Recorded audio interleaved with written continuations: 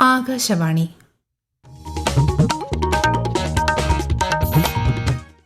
നമസ്കാരം. പ്രാദേശിക വാർത്തകൾ വായിക്കുന്നത് ഗീതു പ്രകാശ്.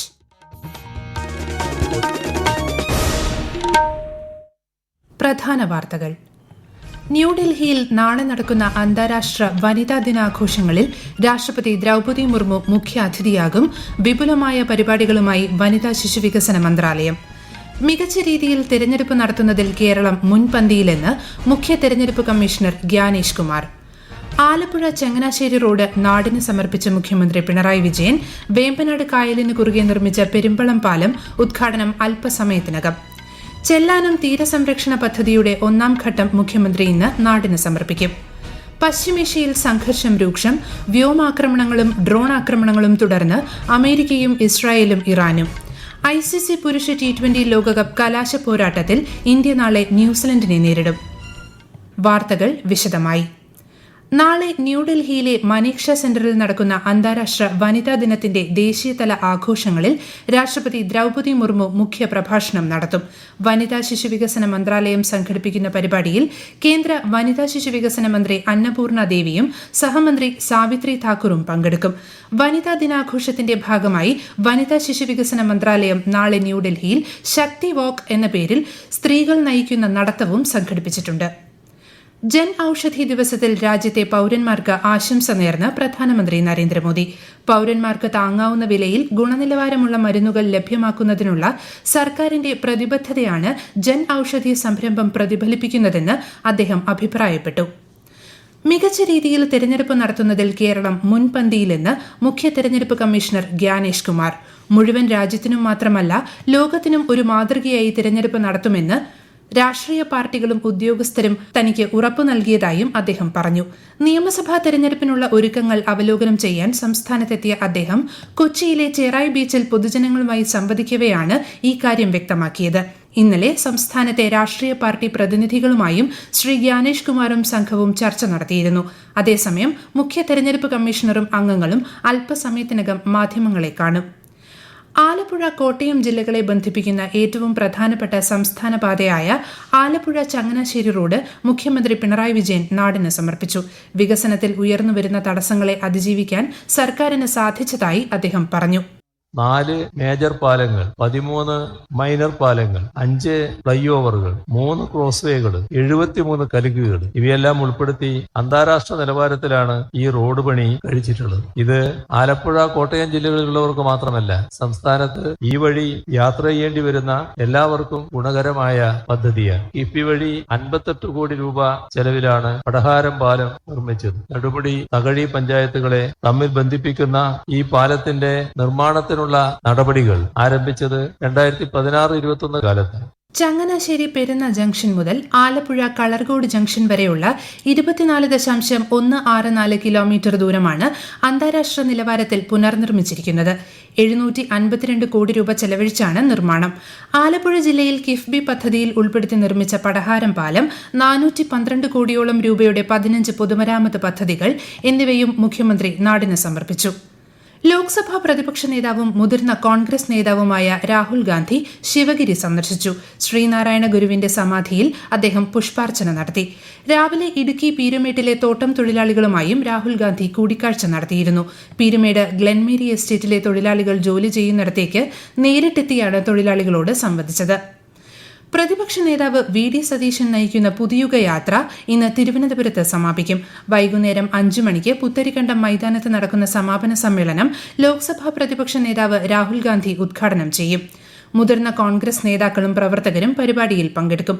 പരിപാടിയോടനുബന്ധിച്ച് തിരുവനന്തപുരം നഗരത്തിൽ ഉച്ചയ്ക്ക് 2 മുതൽ ഗതാഗത നിയന്ത്രണം ഏർപ്പെടുത്തിയിട്ടുണ്ട്. വട്ടിയൂർക്കാവ് നിയമസഭാ മണ്ഡലത്തിലെ BJPയുടെ തെരഞ്ഞെടുപ്പ് പ്രചാരണ പ്രവർത്തനങ്ങൾക്ക് തുടക്കമായി.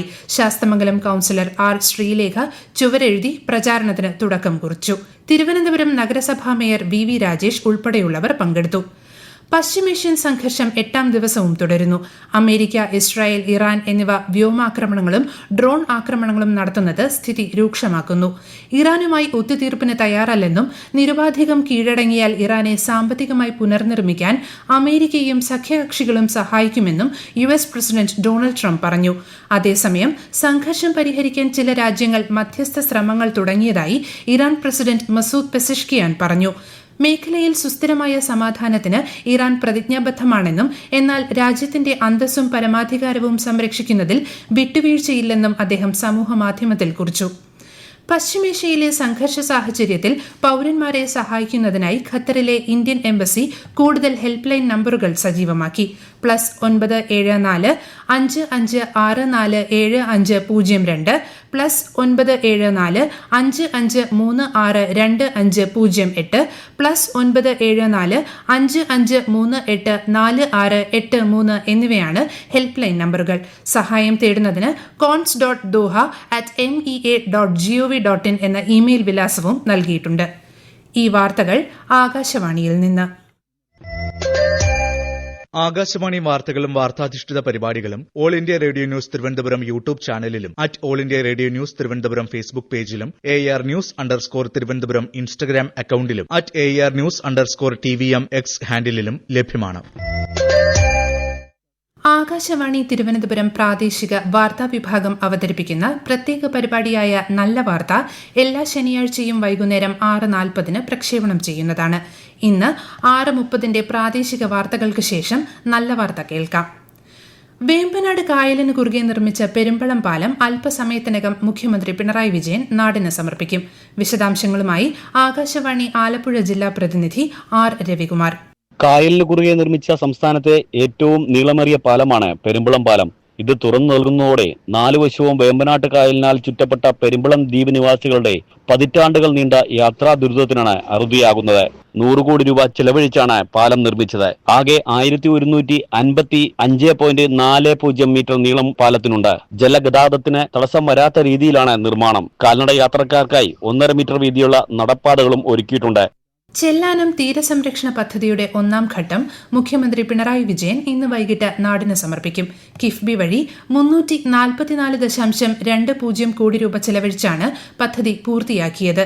കേരളത്തിൽ ആദ്യമായി ടെട്രാപോഡ് സാങ്കേതികവിദ്യ ഉപയോഗിച്ച് നിർമ്മിച്ച 7.30 കിലോമീറ്റർ കടൽ ഭിത്തിയും അനുബന്ധമായ നടപ്പാതയും പുലിമുട്ടുകളും പ്രദേശത്തിന് സംരക്ഷണമൊരുക്കും. ഇതോടൊപ്പം 2ാം ഘട്ട നിർമ്മാണ പ്രവർത്തനങ്ങളുടെ ഉദ്ഘാടനവും മുഖ്യമന്ത്രി നിർവഹിക്കും.